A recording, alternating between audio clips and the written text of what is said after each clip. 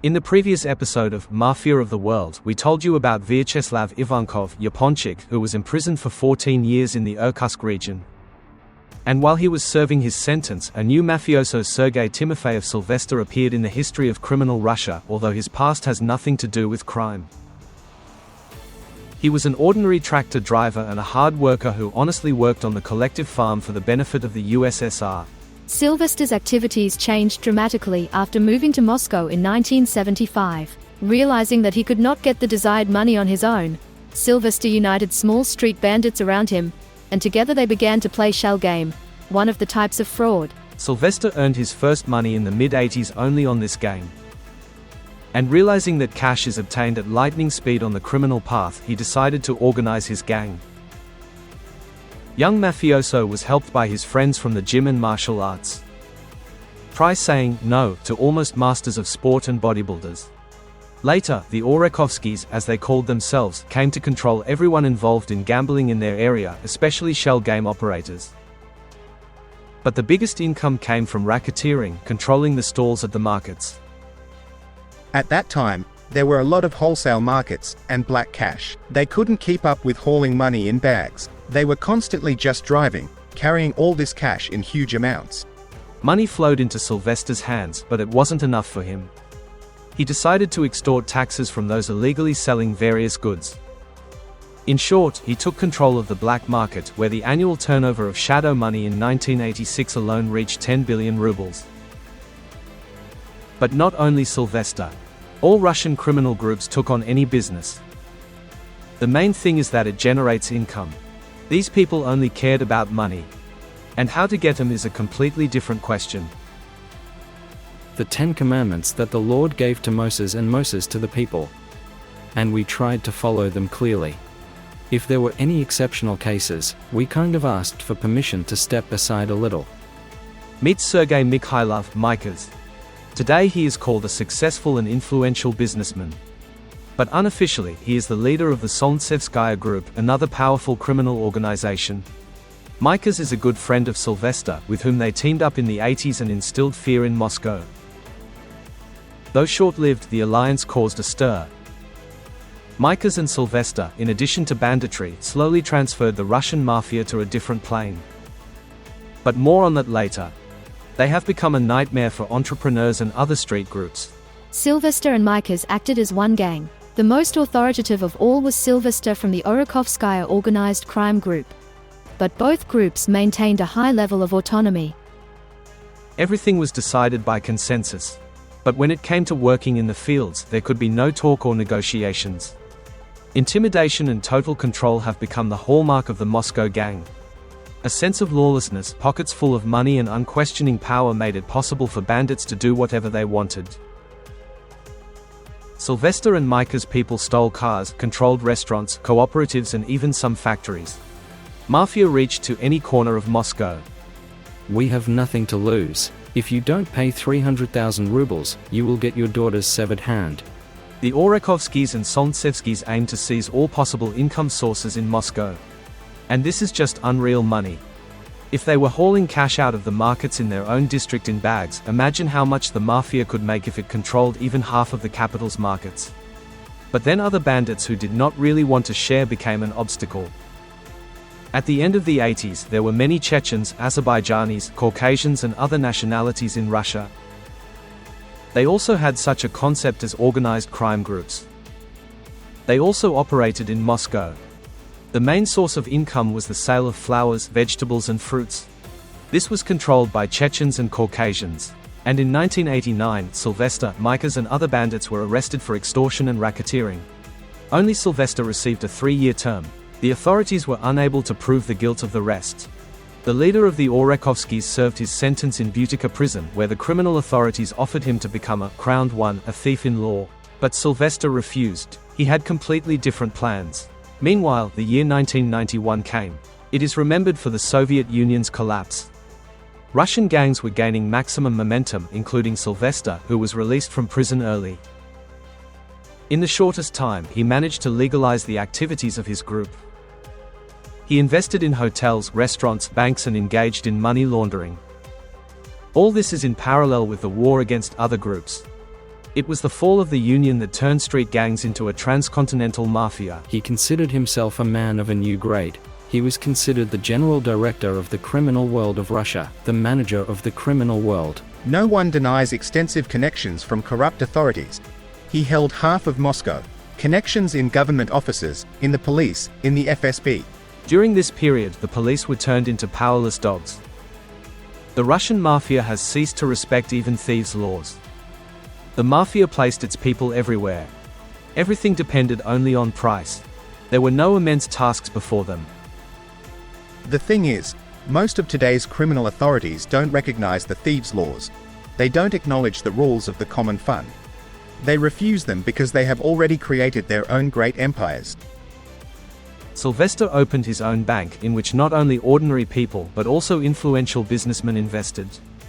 But it was a one-way ticket. It was impossible to take investment back. Complainants always encountered Sylvester's soldiers at the department. The exact number of people fooled by the mafia is unclear. It earned millions from that. But one thing is known for sure, Sylvester made many enemies. Sylvester didn't fool people or mafiosi for long. On September 13, 1994, he was blown up in his car. The explosion blew the car apart, just like Sylvester's body. Legends persist that the mafioso's body is not in the coffin. There are two versions. First, Sylvester was ordered killed by Boris Berezovsky, a Russian businessman with he had serious money conflicts.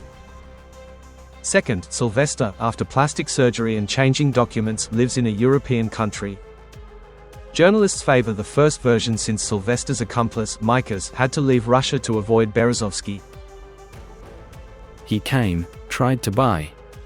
I could sell it to him, or I could not sell it. In general, we did not agree on the price, and he, angry at this, began to slowly harm me. It was he who needed all his anger, so to speak, on me, and if I had not gone abroad on time, my fate would have been sad. I was forced to leave the country so that I would not be killed, so to speak. Sylvester was killed. Mikas left the territory of Russia, where he will then be tried. Spoiler, he will never be imprisoned. He is still walking free. Let's go back a few years to Vyacheslav Ivankov, Yaponchik, whom we talked about in the last issue.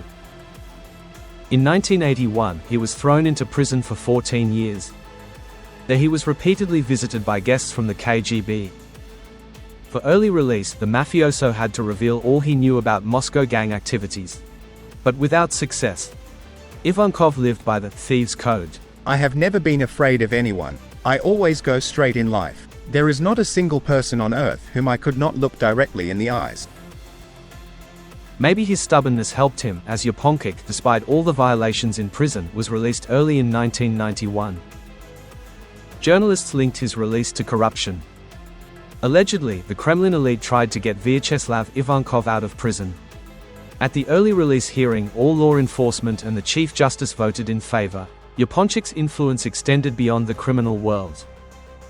According to one version, Ivankov was released by the special services to set the Chechens against the Russians. Law enforcement agencies did not want to get into gang showdowns on their own. One gang shot another. Okay, there will be fewer problems. Although it is a crime. If it was possible to prevent it, we would, of course, detain the one who did it. But that was the assessment. The wolves gnawed at each other. As soon as Yaponchik left the steel cage, he vanished. In 1992, he went first to Germany and from there to the US using false documents. It remains unknown how an internationally wanted individual exited Russia and cleared customs in at least 2 other countries. He went there for forged documents. As a cameraman of one shooting group. This, by the way, is also an example of corruption. Who issued his travel documents, passport? This is also a sign of corruption of our state. In the US, all was well. No one knows what he was doing there. He settled on Brighton Beach, or, as they used to call it, Little Odessa. Why? We'll tell you in the next issue. Yaponchik lived a peaceful life. At least he said it. He wrote a book, rested and enjoyed life. According to legend. But US law enforcement believes Yaponchik was sent to the United States to organize the Russian mafia abroad. The Ivankov case was, in fact, our first serious case against the Russian mafia. and it was quite hard. At that time, we had only a few agents who spoke Russian, and Ivankov did not speak English at all. Yaponchik's networking with Russian, Italian, and Colombian groups caught federal agents' attention. The FBI switched from surveillance to action only in 1995. Vyacheslav Ivankov with his accomplices decided to knock money off two Russian businessmen who did business in the US, Alexander Volkov and Vladimir Voloshin. Legend says this money wasn't theirs. Ivankov, as a decent citizen, decided to return the money back to Russia. As it turned out, to the accounts a Chara dummy bank. Businessmen earned $3.5 million from the fall in Summit International Corporation's shares. It was believed that the businessmen spent part of the money on the casino, and hid some. Yaponchik's task was to find money that supposedly didn't exist. Ivankov got down to business. He invited both businessmen to a restaurant and gave them a choice, money or death. Businessmen came to New Jersey. There is a restaurant, Troika. They had to sign a document agreeing to pay $3.5 million, or they couldn't leave the restaurant. Chara money, Volkov and Voloshin. With them. They worked under the patronage of a high-ranking official of the Ministry of Internal Affairs. I haven't found out the name yet, we'll find out. They say this money, they lost in the casino, drank. They took money from two banks, almost $7 million, returned something, $5 million in total lost. Of these five, Yaponchik demanded the return of $3.5. It didn't take long to ask. The businessman did not resist. A week later, the businessman filed a complaint with the FBI, and Yaponchik was detained. The letter and evidence of racketeering and extortion allowed feds to arrest Ivankov.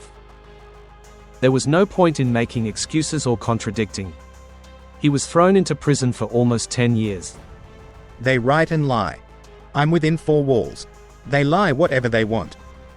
I didn't try to rape the Statue of Liberty. I didn't try to rape an elephant in the national park either. I didn't intend to shake the American moon. What can I say? In 1941, I didn't bomb Pearl Harbor with the Japanese. Since childhood, I have just been called like this. Read Gilyurovsky. Read others. Ivankov talks about his Russian name. Moscow sees him as the Russian mafia's leader and godfather. But in the US, due to his way of doing things, they just couldn't figure out whether he was an ordinary gangster or a true thief in law. If he was the godfather of the Russian mafia in the US, why did he meet with victims of extortion, as in 1995 in person? You have never seen Lucky Luciano and people like him personally deal with victims. This time, Yaponchik failed to get out of prison ahead of schedule. He served his full term. In 2004, after his release, he was deported to Russia. There, the law enforcement tried to pin several criminal cases on him, but without success. Vyacheslav Ivankov continued to engage in mafia business. I am proud of my life. Regardless of the fact that it was very difficult for me. I didn't flinch anywhere. I went straight everywhere. I never took a step to the side, or especially backward. In the 2000s, Russian gangs felt very good. They controlled banks, restaurants, hotels, private entrepreneurs and businessmen. American researchers of Russian organized crime say that organized crime groups for a country like Russia are both good and bad. Bad because it is money laundering and control over all processes in the country. Literally. And it's good, as the mafia fills the void left by ineffective law enforcement and a weak government. I can say with absolute certainty that the punitive professional environment finds and presents evidence more quickly and more objectively than law enforcement agencies. I have no doubt about that. In the mid-2000s, various groups waged a war for control of territories. Yaponchik refereed these fights. As an authority, he resolved all controversial issues. Because of this, he once paid the price. Ivankov was shot leaving a restaurant in 2009. He was shot with sniper rifle. He died in the hospital. According to one version, Yaponchik was mediating a dispute between gang bosses Grandpa Hassan and Tariel Oniani. He sided with Hassan and was ordered for this. This version is considered the most likely, as it's believed by members of the Russian mafia. And they do business better than police. Yaponchik and his gang were erased from Russia. But this doesn't mean the country was left without criminal authorities. It is not possible to eradicate them. As American researchers like to say, Russia and organized crime are one and the same. It's like fish, and as we know, fish rots from the head.